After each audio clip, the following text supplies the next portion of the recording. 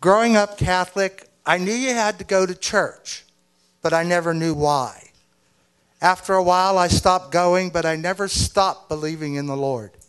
It was like he was always on my shoulder, guiding me when needed. Life was difficult with many childhood operations and never really feeling loved by my parents or my brothers or sister. I knew I was different, but couldn't talk to anyone about these feelings. I knew what it was, but I couldn't face the truth. So I got married to please the family and my father. After 5 years, I divorced. And my dad asked me why. I told him I was gay. He cried and asked, what did I do wrong? After I came out, my family couldn't face it, and they turned from me, except my sister and her family. I then went crazy. Booze, bars, sexual escapades. I even tried prostitution and stripping. But that voice steered me away from that. So drinking became my crutch. Every night, 9 to 4 in the morning. One night, I got so drunk, they threw me out of the bar. I was sitting on the curb, and an old drunk sat beside me, offering me his wine. When I turned to him, I saw my face on his, old and withered. And that little voice on my shoulder told me, this is where you're headed. It's been 36 years since I've had a drink.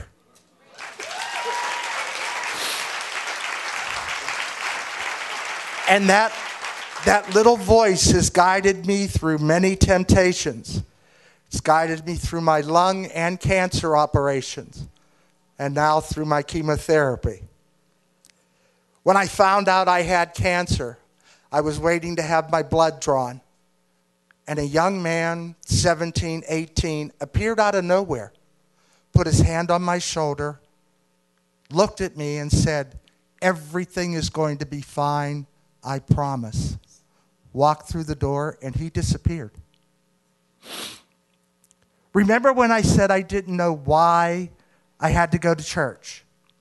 Since finding the rock, I now know why. I have Jesus in my life.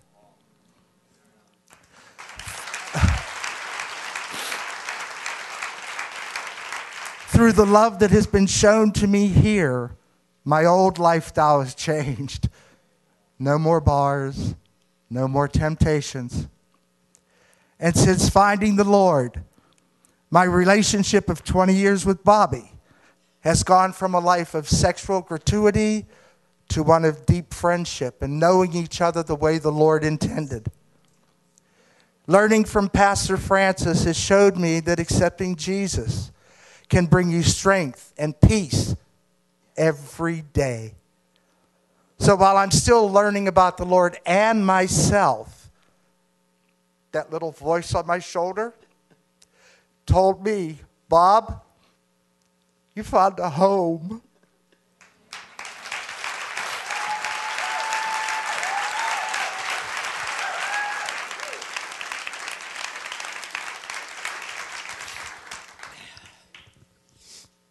First, I'd like to say that Bob and I have been saved from a very, very ungodly lifestyle.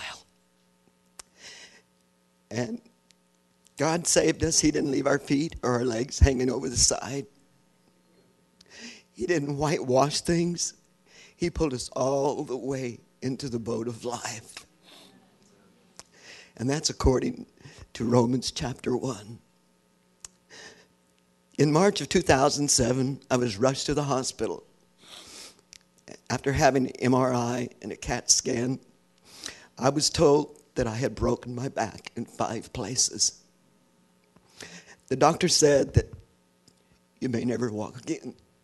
I'm walking.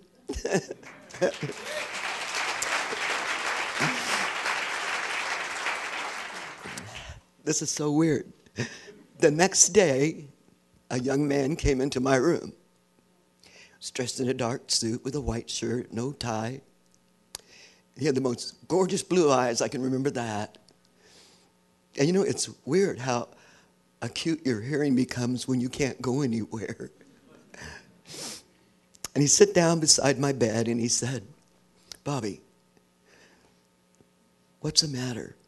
And I said, they said I broke my back in 5 places. He goes, oh, I know that. I want to know what's the matter in here. And I just looked at him and I said, well, I'm so angry. I'm so filled with hate and resentment. I'm angry at my sister, and God bless her, she's here tonight, and I love her to pieces.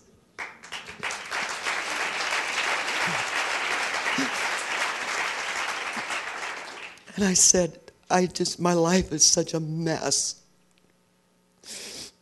He stood up, he leaned over my bed and looked me right in the face. And he said, Bobby, did you ever think it could be you?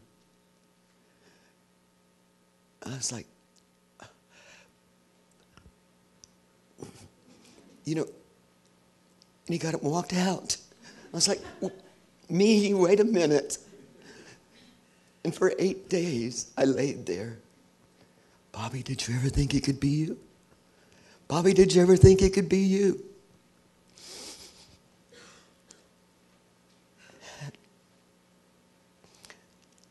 I told him how angry I was. My brother was an alcoholic and all the things inside of me. I didn't see fire. I didn't feel a wind. I didn't even feel an earthquake. All I heard was a whisper. And this whisper said, I love you. And I thought, how can God love me? How can God love me the way I am? For 17 and a half years, I was hooked on drugs. And that day, that evening in the hospital, my kids came to see me. I couldn't sit up, I couldn't roll over, I couldn't do anything. My son knelt beside my bed and he took my hand. And he said, Daddy, Matthew Wright's church, he's my nephew, is praying for you. Uncle Randy's church is praying for you. Don't give up. And he said, Daddy, you have to get off of this stuff.